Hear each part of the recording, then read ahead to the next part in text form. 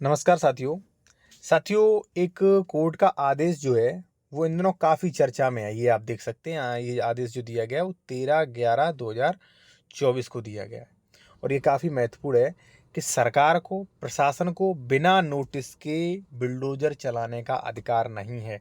अब पूरा आदेश जो है मैं आपके सामने लाया हूँ विधिवत फैक्ट, ठीक है, और क्या नियम है, कब कब चला सकता है, कब कब नहीं चला जा सकता है, और लोगों के कुछ प्रश्न कि पुलिस को अवैध कब्जा खाली कराने का अधिकार है नहीं, और एसडीएम तहसीलदार मान लीजिए अवैध कब्जा हटवा रहे हैं बिना किसी नोटिस के, बिना धारा 24/134 के, तो उन पर कार्रवाई कैसे होगी वो भी आप जान लीजिए साथियों। ठीक है, अब आप यहाँ पे देखेंगे, यहाँ पे लिखा है अगर कानून की प्रक्रिया का पालन किए बिना किसी भी आरोपी या दोषी के घर को ध्वस्त किया जाता है तो उसका परिवार मुआवजे का हकदार होगा। बिल्कुल सही है भाई।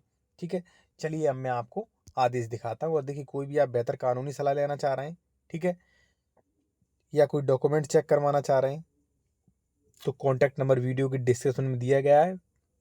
विशेषज्ञ द्वारा आप सलाह ले सकते हैं। साथियों, सबसे पहले तो मैं एक चीज़ आपको बता दूं, हमारे पास ऐसे सैकड़ों मैटर्स आते हैं कि सर पुलिस हमें परेशान कर रही है कि कब्जा हटाओ, कब्जा खाली करो, हमारी रजिस्ट्री है, दूसरा कोई। अब ऐसा होता क्या है भाई, पुलिस पैसा खा लेती है दूसरे से, एसडीएम तहसीलदार कई बार पैसा खा लेते हैं, वो परेशान करते हैं बिना किसी नोटिस के, बिना किसी प्रक्रियाओं के। तो अब ऐसे अधिकारियों पे, ऐसे प्रशासनिक अधिकारियों के लिए काफ़ी मुसीबत खड़ी हो गई है। ठीक है, अब क्या है, बुलडोजर जो है वो अराजकता की याद दिलाता है। सुप्रीम कोर्ट ने कहा केवल आपराधिक आरोपों, दोष सिद्ध के आधार पर संपत्तियां नहीं गिराई जा सकती। आप चाहे इसका पीडीएफ ले सकते हैं, हमारा कॉन्टैक्ट नंबर वीडियो की डिस्क्रिप्शन में आपको मिल जाएगा साथियों। अब देखिए, यहाँ पे बिल्डोजर न्याय की प्रवृत्ति के खिलाफ एक कड़ा संदेश देते हुए सुप्रीम कोर्ट ने बुधवार 13 नवंबर को कहा कि कार्यपालिका केवल इस आधार पर किसी व्यक्ति के घर संपत्तियों को नहीं गिरा सकती कि किसी अपराध में व्यक्ति दोषी सिद्ध है। कार्यपालिका से साथियों मतलब है पुलिस हो गए, एसपी हो गए, डीएम हो गए, एसडीएम हो गए, तहसीलदार हो गए। अब एक चीज मैं आपको और बता दूं कि भाई कई बार मैंने देखा है कि मान लीजिए मुझ में और आप में जो है भाई, मान लीजिए जमीन संबंधी विवाद चल रहा है, ठीक है, आपने दे दिए 1 लाख रुपए, तो एसडीएम ना सीमांकन करते हैं, ना कोई नोटिस देते हैं, जाते बुलडोजर लेके, प्रशासन को लेके कब्जा दिला देते हैं। तो ऐसे अधिकारियों पे आप कार्रवाई कर सकते हैं इस आदेश के अनुसार। और दूसरी बात साथियों ये भी है कि आप उनके अगेंस्ट कू वारंटो भी ला सकते हैं। ऐसे अधिकारी को आप सुप्रीम कोर्ट, हाई कोर्ट में भी खड़ा कर सकते हैं। ठीक है, जुर्माना वगैरह भी हो सकता है, ठीक है, अगर उन्होंने गलती की तो। ठीक है, अब देखिए यहाँ पे आरोपी दोष सिद्ध है। कार्यपालक द्वारा ऐसी कार्रवाई की अनुमति देना कानून के शासन के विपरीत है और शक्तियों के पृथक्करण के सिद्धांत का भी उल्लंघन करता है, क्योंकि किसी व्यक्ति के अपराध का फैसला सुनाना न्यायपालिका का काम है। बिल्कुल सही है भाई। मैंने आज से पहले एक वीडियो बनाया था अपने चैनल पे, वहां मैंने बताया था कि भाई पुलिस जो है वो किसी व्यक्ति का टाइटल डिसाइड नहीं कर सकती है। पुलिस जो है मेड़बंदी सीमांकन में दखल नहीं दे सकती है, पुलिस बंटवारा में दखल नहीं दे सकती है। ठीक है ना, पुलिस को कोई राइट प्राप्त नहीं होता है वहां पे। लेकिन हाँ, अगर मान लीजिए कोई दबंगई से लड़ाई दंगा कर रहा है तो वहां पे पुलिस का ऑथराइज है, फिर पुलिस की अथॉरिटी उत्पन्न हो जाती है, कोई मर मरा ना जाए। ठीक है ना। अब देखिए यहाँ पे क्या क्या है, कार्यपालिका किसी व्यक्ति को दोषी घोषित नहीं कर सकती। बिल्कुल सही है भाई। कार्यपालिका, एसडीएम, डीएम और ये जो मान लीजिए पुलिस वगैरह, ये किसी को दोष सिद्ध नहीं कर सकती है। ठीक है ना, क्योंकि यह प्रक्रिया न्याय की समीक्षा मूलभूत पहलू है।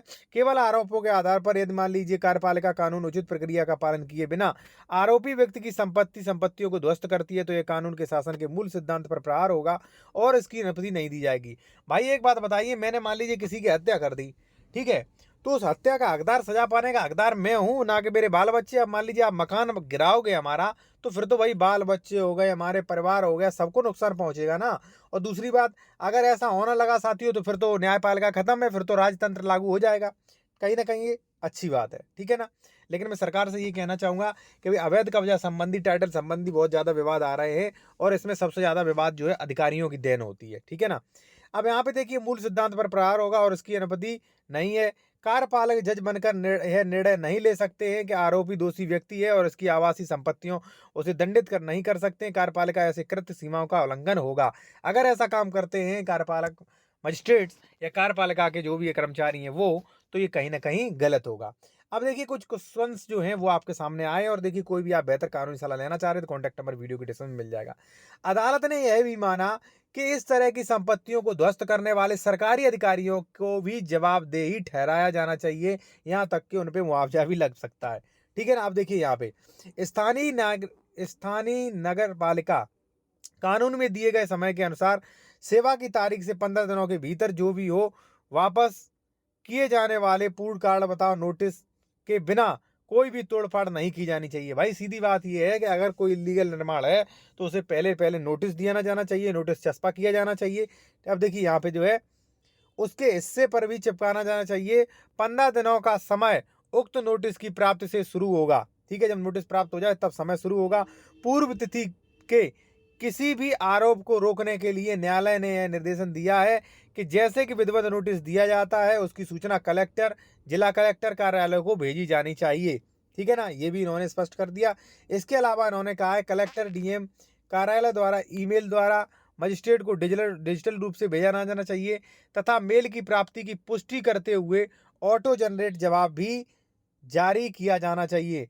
डीएम एक नोडल अधिकारी को नामित करके तथा ईमेल पता प्रदान करेगा तथा आज से 1 महीने के भीतर भवन विनिमय के प्रभारी सभी अधिकारियों को इसकी सूचना देगा।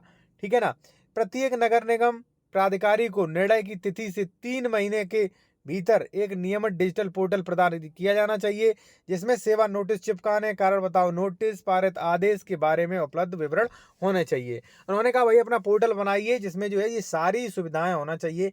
काफ़ी अच्छा है ये साथियों। ठीक है, अब देखिए आते हैं हम अपने कुछ पॉइंटों पर जो आपके कुछ सवाल रह जाते हैं उस पर साथियों। एक चीज़ मैं और कहूँगा कि जो लोग जूनियर एडवोकेट है वो चाहे हमारे इस चैनल को ज्वाइन कर सकते हैं। ज्वाइन करने के बाद आपको स्पेशल वीडियोस और कमेंट्स में तुरंत जवाब मिलेगा जो भी वीडियोस पे कमेंट्स करेंगे आप। ठीक है, और भी कई चीज़ें ड्राफ्टिंग वगैरह आप सीख सकते हैं। तो अभी जाइए इस चैनल को ज्वाइन करिए ओनली 59 रुपये में। ठीक है, अब देखिए यहाँ पे कई लोगों का ये क्वेश्चन रहता है कि सर पुलिस को अवैध कब्जा खाली कराने का अधिकार है कि नहीं। तो मैं कहूँगा पुलिस को कोई भी अवैध कब्जा खाली कराने का अधिकार नहीं है। अब कैसे अपवाद है ये समझ लीजिए। भाई मान लीजिए साथियों ये गाटा संख्या 164 है, यहाँ एक्स प्रॉपर्टी है बी यानी कि हमारा इस पर कब्जा है। मैं इस पर जो है 20 सालों से रह रहा हूँ। ठीक है, अब साथियों यहाँ पर जो है ए बंदा आता है दबंगों को लेकर, ठीक है, और वहां पे लाठी डंडे लेकर गोली चलाता है। फिर तो पुलिस को भाई इन्फॉर्म लग गई तो पुलिस आएगी क्योंकि यहाँ पे क्राइम उत्पन्न हो गया। सीधी सी बात है साथियों, सिविल मैटर में पुलिस को बहुत ज्यादा अधिकार नहीं, लेकिन जहां पे क्राइम होने लगा वहां तो पुलिस तुरंत आएगी। पुलिस आएगी और एक को तुरंत जो है हो सकता है भाई थाने ले जाए, हो सकता है कि थाने ले जाएगी और ज्यादा बड़ा अपराध कर दिया जेल में भेज देगी। ठीक है, लेकिन उसे ये कतई अधिकार नहीं है कि वो बी से कहे कि भाई तू खाली कर और ए को कब्जा दिलाए। नहीं, ये अधिकार नहीं है, क्योंकि भाई ये तो टाइटल संबंधी हो गया। ठीक है, ये अधिकार जो है ये अधिकार मजिस्ट्रेट को है सीआरपीसी 164 में, सॉरी सीआरपीसी नहीं बीएनएस जो बन गई है बीएनएसएस की धारा 164 में मजिस्ट्रेट को है। मजिस्ट्रेट जो है उसे ये अधिकार है कि उसकी अगर क्षेत्र सीमा में कोई मान लीजिए अचल संपत्ति को लेकर, कोई यथावर संपत्ति को लेकर कोई विवाद है तो मजिस्ट्रेट जो है वो दोनों लोगों से मान लीजिए डॉक्यूमेंट्स मंगा के देखेगा कि किसका उस पर कब्जा था, वास्तविक कब्जा, और उसको कब्जा दिलाएगा। ठीक है, अगर मान लीजिए वो निर्णय नहीं ले पाता है कि इस एक्स प्रॉपर्टी पे ए का कब्जा था, बी का कब्जा था, तो वह 165 में जो है वो कुर्की भी कर सकता है। यानी कि ना ए इस पे रहेगा ना बी इस पे रहेगा। संपत्ति कुर्की होगी जब तक न्यायालय से डिक्री नहीं आएगी ए के बी के फेवर में, तब तक संपत्ति की कुर्की रहेगी। तो काफी कुछ है साथियों, मैं इस वीडियो में नहीं एक्सप्लेन करता हूँ, सारा कुछ नहीं कर सकता हूँ भाई।